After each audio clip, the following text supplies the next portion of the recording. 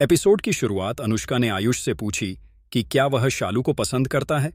आयुष चिल्लाता है और कहता है, हाँ, मैं उसे बहुत स्पष्ट और अच्छे तरीके से बहुत पसंद करता हूं, और उसे एक अजीब और घृणित स्थिति में डालने से रोकने के लिए कहता है।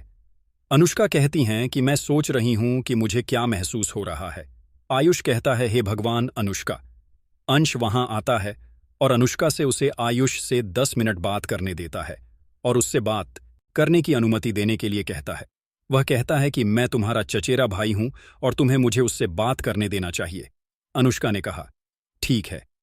अंश आयुष को एक बार सुनने के लिए कहता है और उसे अपने साथ ले जाता है। उसे एक फोन आता है और बताता है कि उसे एक पेन और पेपर चाहिए। आयुष अध्ययन कक्ष में कहता है। अंश चला जाता है। तस्कर कमरे में आता है और कुर्ता उतारकर बाथरूम में चला जाता है। पारो और रोहन भाग रहे हैं। तस्कर बाथरूम से बाहर आता है। पारो उसे देखती है और समझती है कि उसने उसे पहले भी देखा था। तस्कर उसे देखता है और डैनी के साथ छिप जाता है। पारो कमरे के अंदर आती है और बाथरूम का दरवाजा खुला पाती है। वह यह सोचकर दरवाजा बंद कर देती है कि वहां कोई नहीं है, और रोहन से कहती है कि वहां कोई नहीं है, इसलिए उसने दरवाजा बंद कर दिया।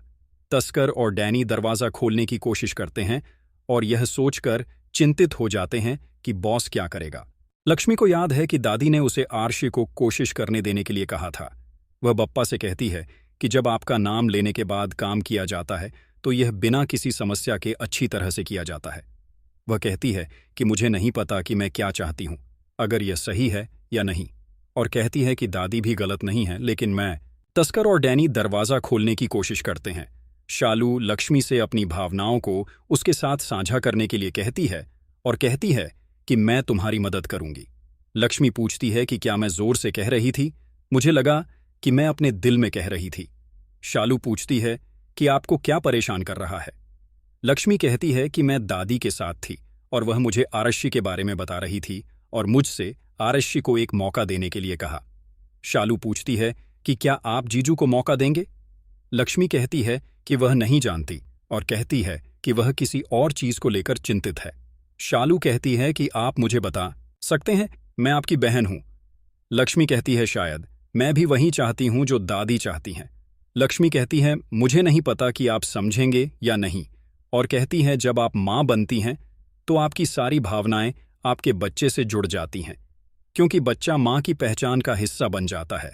और कहती है, जब मैं पारो को आरशी के साथ देखती हूं तो ऐसा लगता है जैसे उसकी सारी खुशियां पूरी हो गई हैं। मैंने उसे पहले कभी इतना खुश नहीं देखा और मुझे उसे खुश देखकर बहुत खुशी होती है, जैसे मेरे अंदर कुछ अधूरा पूरा हो गया हो। आरशी उसके पिता हैं।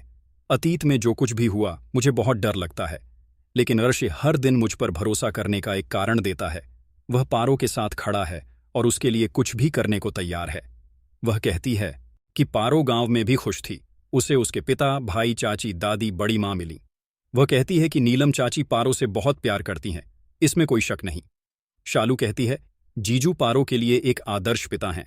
वह कहती है कि बप्पा ने तुम्हें मौका दिया और इसीलिए वह यहां है, और लक्ष्मी से आरशी को मौका देने के लिए कहती है।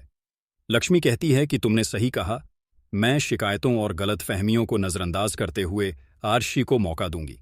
शालू पूछती है कि क्या तुम जीजू के पास वापस जाओगी? किरण उनकी बात सुनती है और चली जाती है। शालू लक्ष्मी को अपने साथ आने के लिए कहती है। किरण करिश्मा को देखने जाती है। करिश्मा पूछती है, क्या हुआ? किरण कहती है कि मेरी बेटी की कुंडली में फिर से लक्ष्मी आ गई। करिश्मा कहती है कि हम आपके साथ हैं और कहती हैं कि यह घर मलिष्का भाग्य का है, न कि लक्ष्मी भाग्य के कारण। वह कहती है कि भाभी ने मलिष्का को आश्वासन दिया है कि वह हमेशा उसकी बहू रहेगी। किरण पूछती है कि आपकी उम्र क्या है? करिश्मा पूछती है क्या? किरण कहती है कि अगर आरशी और लक्ष्मी साथ रहने का फैसला करते हैं तो उन्हें कोई नहीं रोक सकता। वह बताती है कि उसने लक्ष्मी और शालू को बात करते हुए सुना कि दादी ने उसे एक मौका देने के लिए कहा था और लक्ष्मी उसे एक मौका देने के लिए तैयार है। वह कहती है कि लक्ष्मी आरशी की पत्नी के रूप में यहां आना चाहती है।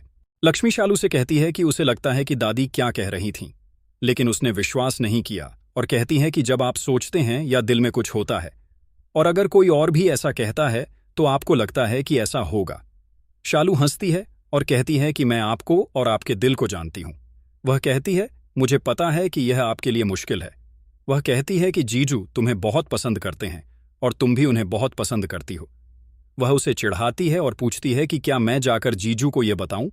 लक्ष्मी कहती है, मैं तुम्हें मारूंगी।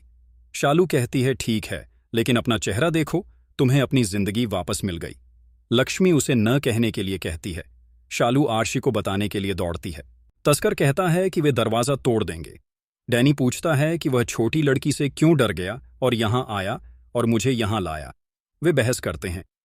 तस्कर उसे अपना बॉस न बनने के लिए कहता है, क्योंकि वह बॉस का छोटा भाई है। डैनी कहता है कि अगर हीरे दूसरे गिरोह को मिल गए तो तुम अपनी जान से हाथ धो बैठोगे। आरशी बप्पा के पास जाता है और उन्हें धन्यवाद देता है और कहता है कि आप वास्तव में सुख करता, दुख हरता हैं, और कहता है कि मैं इसे आपकी आरती में गाता था, लेकिन पहले इसका अर्थ नहीं समझता था। वह कहता है कि अब मुझे इसका अर्थ समझ में आया है। आप मेरे जीवन में आए और मेरे सारे दुख दूर कर दिए। वह उसे वहां खड़ा करने और उसकी बात सुनने के लिए धन्यवाद देता है। वह कहता है कि सारा श्रेय तुम्हें जाता है। वह बप्पा का कंगन नीचे गिरा हुआ देखता है। वह इसे उठाता है और कहता है कि अगर कोई देखेगा तो सोचेगा कि अभिशाप हुआ है। वह जांच करता है और उसका हुक टूटा हुआ पाता है और उसे अपने साथ ले जाता है। दादी को लगता है कि उसकी दिल की धड़कन बढ़ रही है और वह लक्ष्मी के लिए चिंतित हो जाती है। बलविंदर वहीं खड़ा है और लक्ष्मी की तलाश कर रहा है। लक्ष्मी शालू के पीछे भागती है। शालू कहती है कि मैं नहीं कहूंगी। बलविंदर गुड्डू से कहता है कि वह लक्ष्मी को यह दवा पिलाएगा और इसे पेय में डाल देगा। गुड्डू कहता है कि वह जेल या पागलखाने नहीं जाना चाहता। बलविंदर बताता है कि वे लक्ष्मी को पानी या जूस पिलाएंगे और जब वह बेहोश हो जाएगी तो हम उसका अपहरण कर लेंगे और उसे वहां से ले जाएंगे। गुड्डू कहता है कि जब वह रसोई में जाए तो उसे पिलाओ। शालू कहती है कि मैं 15 मिनट तक जीजू को कुछ नहीं बताऊंगी और उसे 15 मिनट देती है। बलविंदर कहता है कि उन्हें बस उसका अपहरण करना है। शालू लक्ष्मी से कहती है कि वह वास्तव में उसे बताएगी और उसे आरशी को बताने के लिए कहती है।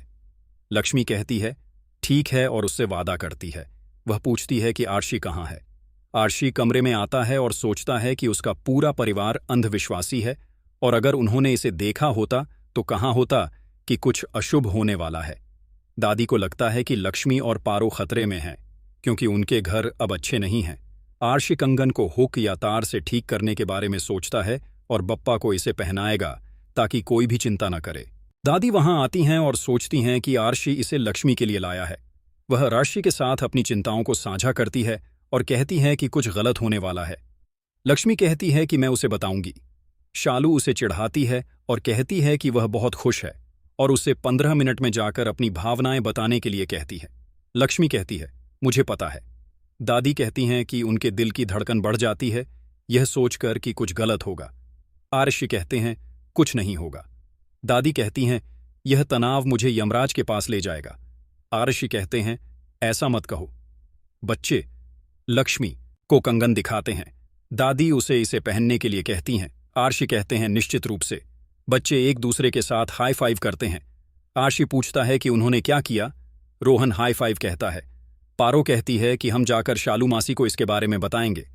दादी कहती हैं कि नीलम और मलिश्का एनजीओ से लौट रही होंगी। राणो कमरे में आती है। तस्कर उसे दरवाजा खोलने के लिए कहता है और कहता है कि छोटी लड़की ने उसे बंद कर दिया है। राणो बाथरूम के दरवाजे पर आती है। बलविंदर लक्ष्मी के पास आता है और उसे जूस पीने के लिए कहता है। वह कहता है कि उसके बॉस ने उसे भेजा है और वह तुम्हारा बहुत सम्मान करता है। वह उसे पीने के लिए बहकाता है।